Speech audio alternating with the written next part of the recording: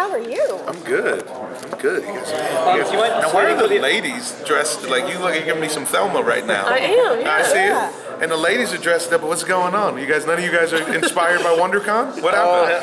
Oh no, I'll be in t-shirts and leggings later. as well. That's day two. I think That's day it's two. the gender Day two, thing. yeah. It is what it is. Do you mind slating for the audio? Hey, audio. This is Omar Miller playing Gib on True Lies. Love So- the voice. Sorry. So this being a spy show and all, going off your past roles, who do you think would make be better at the spy game? Charles from Ballers or Ben from the Unicorn?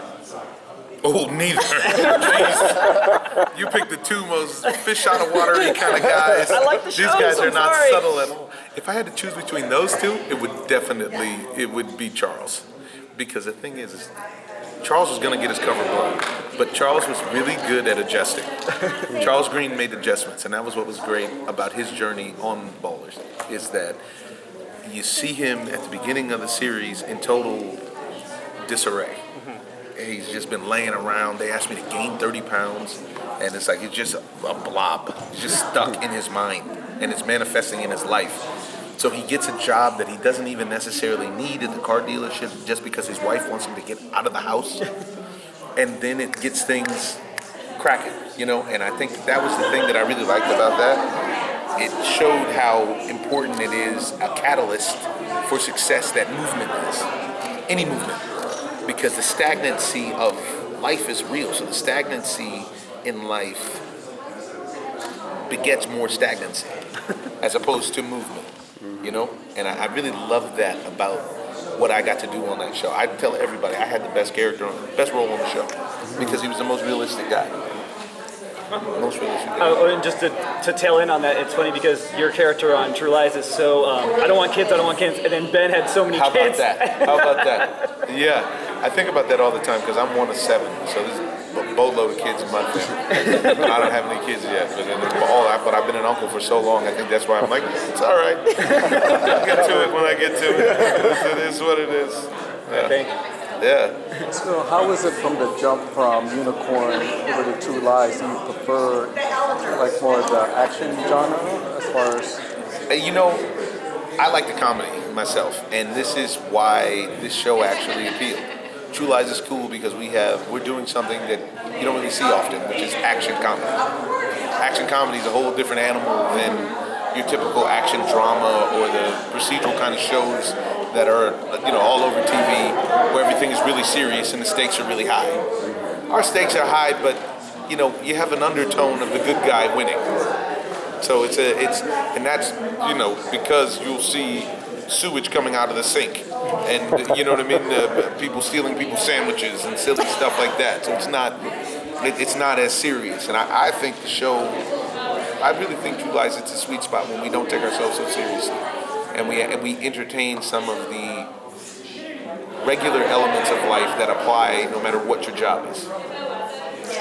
So when you first got the role, did you prepare a little differently than you would a previous projects, knowing it's True Lies and established property, like you said, action comedy, or was it same process, just going into a new gig? This one, I specifically stayed away from watching action films and watching True Lies, but I just remember that feeling that the movie gave me when I left the theater when I was a kid. And in that was constantly with me while we were filming the pilot, especially, to try to recreate that. The heightened awareness of everything.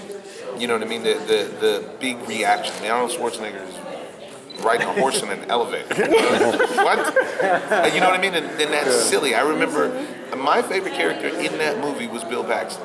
Oh, yeah. And he was a total sleazeball. And he was hilarious. And I got to hang out with him one night before he passed at the Kentucky Derby. Oh, wow. And man, was that great. It was when he was in the middle of Big Love. And wow, was that great. And I got to talk to him a little bit about True Lies, not knowing I would ever do a TV show version of it. But I remember how clear and defined all the characters were in that sense. He was a sleazeball, like a full sleazeball. And I still remember his lines, you know what I mean, which was great. And I wanted to bring that. So that was more of the prep. Because when you're doing something like this is, we're on CBS. You know, CBS is the most watched network in America. And in that, you're casting a wide net.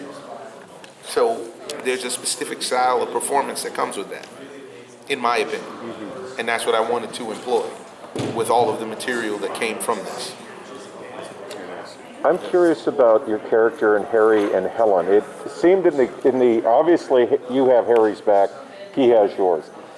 It seemed in the pilot there was an annoyance with Helen because she was the outsider. Yes.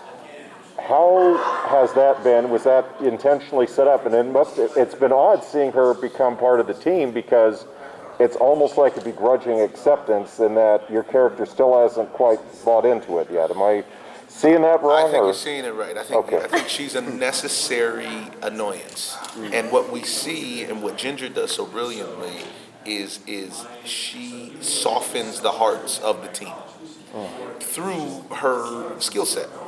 And I think if I have a kudo for Matt Nix and the writing core, what they did well, and this is heavily influenced by Ginger as well, to be honest, is her background in linguistics. They did a great job of incorporating that, using that on a variety of missions. And if you're talking about international spies, you don't really want to rely on Google Translate, Chat GPT. You want to rely on somebody who speaks the language. And she, as you'll see in future episodes, it matters.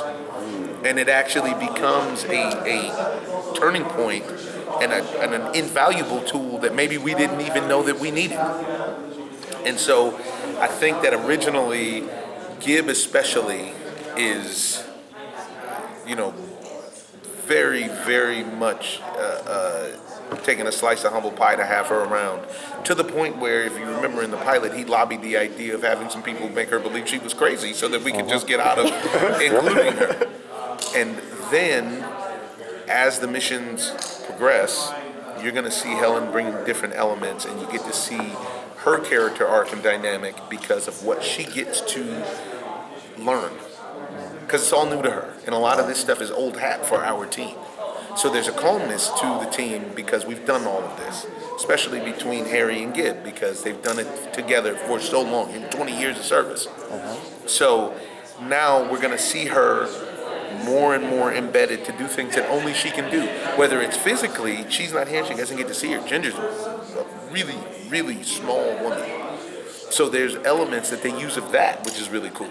Of her actually fitting into places that, and there's a really funny and cool thing that comes in the episode where Keith David plays my father, where she can fit in somewhere that I can't fit into.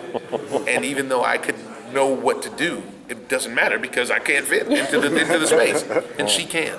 So I think they did a really good job of incorporating, using all of her attributes and characteristics to make her much more tolerable, then to becoming likable, then to becoming necessary. It's a good evolution for her as a performer too. Awesome. Thank you. Your co-star said that the Tom Arnold character, Gib, kind of stole that movie. He was great. He did.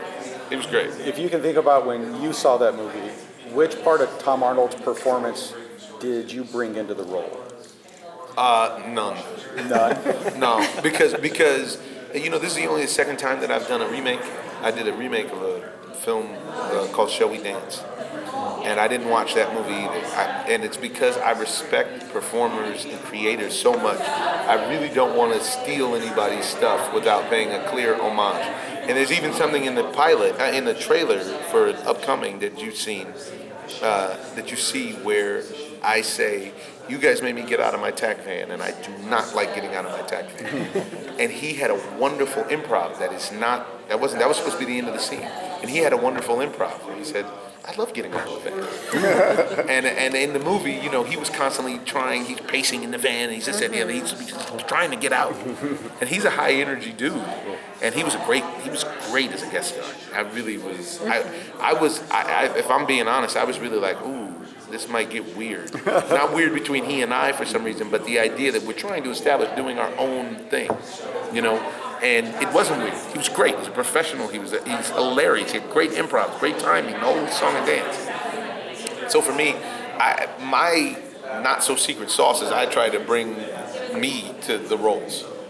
And I remember the one thing that I will say that there's a similarity is he had a love for technology. And if you remember in the movie, like even computer screens were so crazy. It was like, wow, look at that, what is that? You know what I mean? So it's that kind of thing. And so I tried to bring that because Gib has a lot of love for computers and tech. I have a question about Gibbs' background. Yeah. Especially the first couple episodes, he's very smug, like, well, I'm not married. I Yes, don't have kids. yes. I don't have those problems. Yes. Right? But then in episode 4, he gives some very insightful relationship advice to Harry.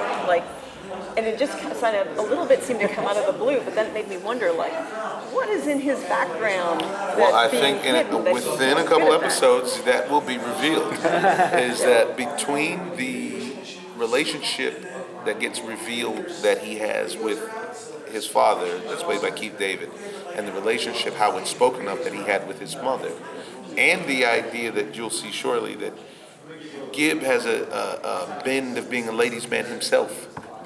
And you're going to see a relationship potentially develop between him and a woman. I don't want to give any spoilers. And so in that, you'll see where he gets more of this advice from a personality front, so that it's not just him quarterbacking missions. It's him quarterbacking life. And oftentimes, and what you'll see in the coming episodes is just like in real life, it's a lot easier to point out what you got going on than it is to diagnose yourself. We're going to do last question after this. Who do you like for the Final Four? Man, my bracket was wrecked. I went with Purdue, and that went the wrong way. And I actually had UCLA over the Zags, and I had them losing to Kansas. So the chance that I got left, I got Kansas, Xavier, San Diego State, and Purdue. And then, obviously, Purdue lost. Bama will probably beat the crap out of San Diego State. That's what everyone keeps saying. That's tonight, right? But this is why I like San Diego State. I'm a big underdog guy. And I felt like that. I like how they play. They play loose. They're really free and loose. So. I went to state. So. Oh, did you? I went to San Jose State. I had some friends down there though. Man, you guys got great burritos in San Diego. Oh yeah. Oh my goodness. You gotta come to Comic-Con. California burrito. I went. Well, then you need to. I We'll went give you for a the list Teenage Mutant Ninja Turtles for the rise of the TMNT. I didn't get into that. Yeah. No, can but give you a we'll whole give list you. of Yeah, places. we got lists of taco Dude. shops. Oh my goodness. For sure. And I'm no stranger to good tacos. I live on myself. Damn, me and my buddies. I remember when I visited my friends at school. I did this great job as a buddy of mine. Lived in San Diego. He lived in Ocean Beach before Ocean Beach was super expensive. When it was the cheaper beach, the Pacific Beach. And I stayed on his couch. Yeah, I stayed on his couch. And he had this great job with preparing and landing hot air balloons. And it was a super manual labor job because we were all 21 years old. So you have to get out there before dawn, unroll these huge balloons that are the size of the hallway. You have to unroll them. You have to take the tanks with the helium and the propane and all stuff out.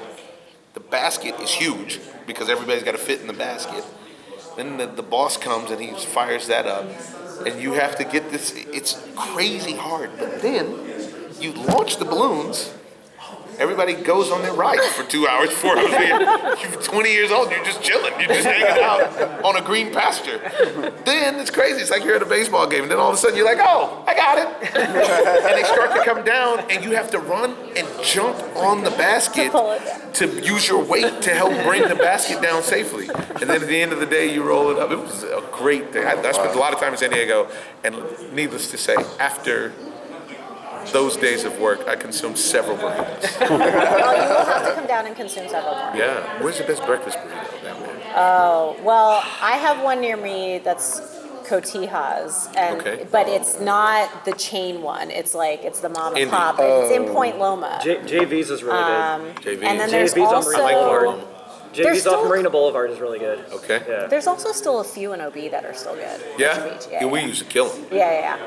So I mean, there's living so down there. many, and it just depends Whenever he on what was you're like, looking could open for. it up, I was like, yeah, I will sleep on your couch. And they stay open sometimes 24 hours. So it's, Yes, yes. That's all Dude, good. That's California the most burritos with dangerous the thing. fries inside the burrito. Yep. Are you crazy? Yep, no, I'm hungry. There was that place right by the arena that I used to go to. I can't remember what it's called. Right there. Oh, they've kind of changed it, like near sports arena or Yeah, near in your sports state? arena. Yeah, no, they've changed. Yeah. But Most likely whatever it it is, was probably like a it's Phil gone. Burgos Yeah. or something. Well, it was Something with One of the Alberto's birds on in it. it. Yeah, it actually was Alberto's. Yeah, Yeah, there you see? go. It was at Yeah. Alberto's from before.